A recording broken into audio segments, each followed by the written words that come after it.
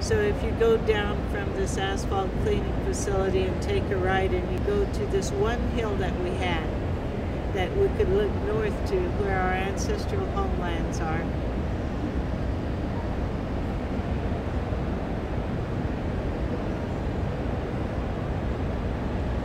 There's two things there. On the left side of the road, right before you get to the cemetery, my mom and daddy are there, my nephews, my sisters, my cousins, my relative, over 500 veterans that fought for the United States as allies in World War I, because we weren't even citizens. Those graves are being decimated by this. Right on this side over here are two leachate ponds that we fought hard to try to get them to not put there, because the groundwater is only 6 foot under the surface of the ground, and it's right by the Salt Fork River, which runs right through the Ponca community. These leachate ponds are the result of what happens over here in this giant landfill that Ponca City has put there. So when it rains and this toxic soup is formed, it goes under the ground, under the road right here, and ends up in two leachate ponds. One drop of what's in those leachate ponds will kill a human being. One drop. That's on the banks of the Salt Fork. That's where the groundwater is 6 foot under. The liner is very similar to a very heavy-duty garbage bag. So, you know, there's gophers all over there, you know. Anything can chew through that.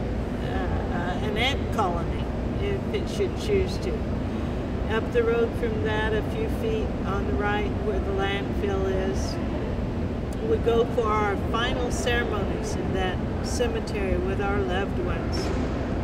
And oftentimes there's trash blowing all over the cemetery from this landfill. It's covered with Walmart sacks and all of these other things like that, and there's bulldozers going constantly, and it's just creating a higher and higher trash pile to look down on my people.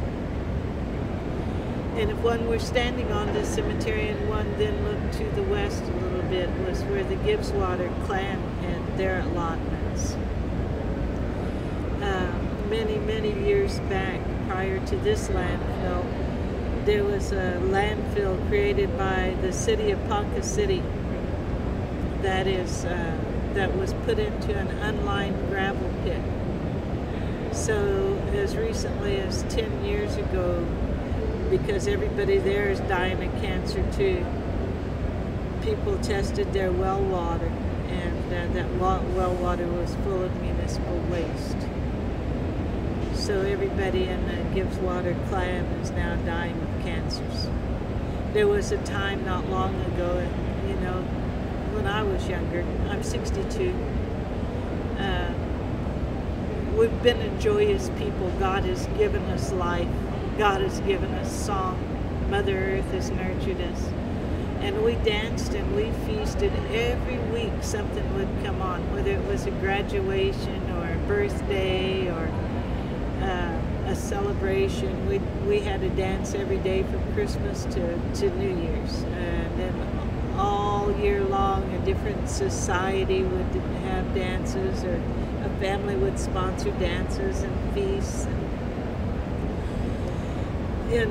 Not this year, not 2010, but in 2007, 2008, and 2009, our tribe, mind you, we're 600 to 800 in the local area, had over a funeral a week.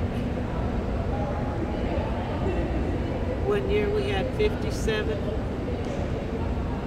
These are not distant people. These are my aunties, my uncles, my nephews. These are our relatives. We were down to 400 people after the forced removal. And we're growing back in numbers.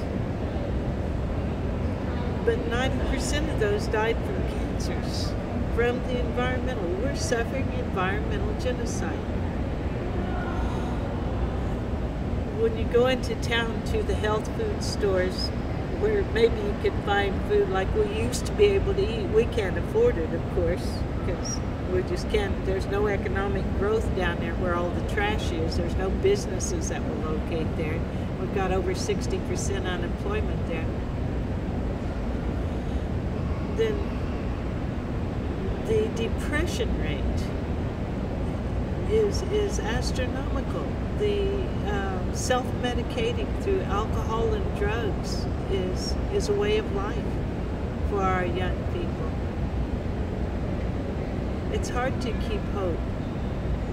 Every funeral takes 4 days in our ways because we believe the spirit journeys around to see the relatives for 4 days.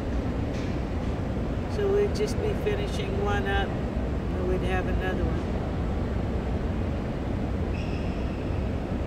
We all support one another. We all love one another. But we really need help.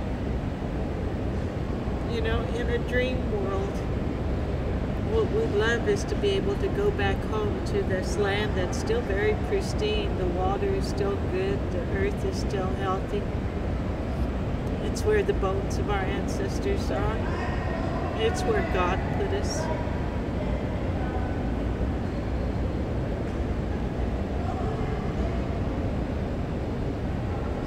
Now they're bringing another pipeline through there from the tar sands in Canada called Keystone XL. Well, that's going to take a presidential permit to do so. We didn't even know about the hearings, and we didn't even know about the dangers.